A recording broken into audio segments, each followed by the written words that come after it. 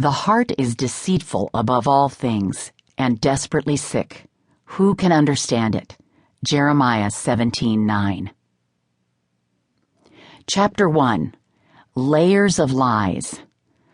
I've got layers of lies I don't even know about. Sarah Groves, Eyes Wide Open. My name is Dee, and I am an idolater. For most of my Christian life, I didn't know I was an idolater. I certainly didn't worship statues. I loved the one true God. But I have come face to face with my naivete. I now know I have what Ezekiel calls idols of the heart. Let me tell you my story. Stones in our hearts. All I knew was that I was having trouble keeping an administrative assistant. I couldn't understand it. Wasn't I a warm and caring boss? I never yelled or made unreasonable demands. Why didn't they appreciate what they had? The work was meaningful, the travel exciting, the pay good, and the boss encouraging. So what was the matter? Since it took a good year to learn the complexities of the position, I would hire only someone who expressed a desire to work in the ministry long term. Yet invariably, after just 2 or 3 years, my assistant would have a change of heart about being involved long term and resign. When my 4th administrative assistant resigned, I lamented to my friend, Jan Silvius, expecting a sympathetic ear. Instead, she arched an eyebrow, peered at me through her funky rhinestone glasses, and said, "Dee, this seems to be a pattern in your life." What? Was she implying that I was the problem? That was a wake-up call for me. I had deceived myself about the darkness lurking in my heart. I told myself I was a good boss, but I wasn't. All along, I had felt I was serving God. I was puzzled. Why am I not experiencing more of the promised joy? Why do my assistants keep leaving? In other words, before I became aware of my idolatry, I became aware of the symptoms, telling me that something was not right. As I would discover, I had idols in my heart that were blocking my intimacy with God, bringing friction in key relationships, and destroying my joy.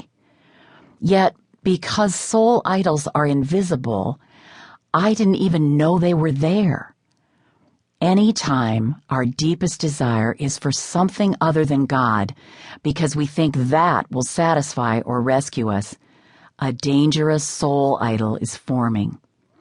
We may idolize the approval of people, our own comfort, or maintaining control. All of these things can become idol lies, things we value more than God. We cling to these idols, and in so doing, as Jonah said, we forfeit the grace that could be ours. See Jonah 2:8, NIV. The scriptural truth on which this book is based has had an enormous impact on my own life and gives me a passion for you to know it too. I have tested the truth in pilot groups, and the results in women's lives are nothing less than astounding. Though many of these women are mature believers, a light is going on that has been off all of their Christian lives. They are being delivered from anxiety, depression, gluttony, and so many destructive behaviors and emotions. Let me share with you an image that has been helpful to these women and to me on this journey. Soul idolatry is like cancer, especially the silent cancers. My husband did not know he had a tumor in his colon, but he did know that his stomach was often upset and that he felt unusually tired. He told me that he might have an ulcer and that he would check that out. But he believed that he really just needed a good vacation. He did not know a malignant tumor was in his body, growing, destroying, that it would take him from our 5 children and me in his prime. Tumors are hard lumps like stones. What is so frightening about them is that, left unchecked, they grow. The sooner we discover them, the better our chance of rescue. And God is on the move, uncovering these hidden stones in our hearts and chiseling them down. I call Jesus the stone cutter because he can reveal, remove, and replace our heart idols with himself. Jan's comment about the pattern in my life helped me see my stone, my calcifying tumor. I wanted this malignancy out so badly that I submitted to the work of the stone cutter. And though the surgery was hard, my color is coming back and I see a radical difference in my relationships. I am experiencing the healing that comes after a successful surgery, when a foreign body is removed and living flesh can thrive again.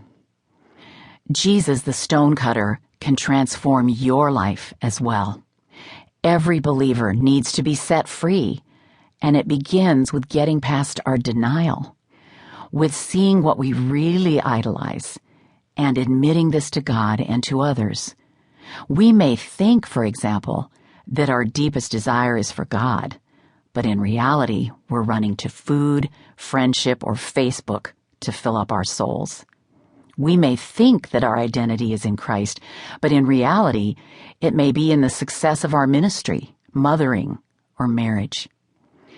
Just as the only hope an alcoholic has of being set free is seeing and confessing his real problem, so it is with us. And so I stand before you and confess. My name is Dee, and I am an idolater.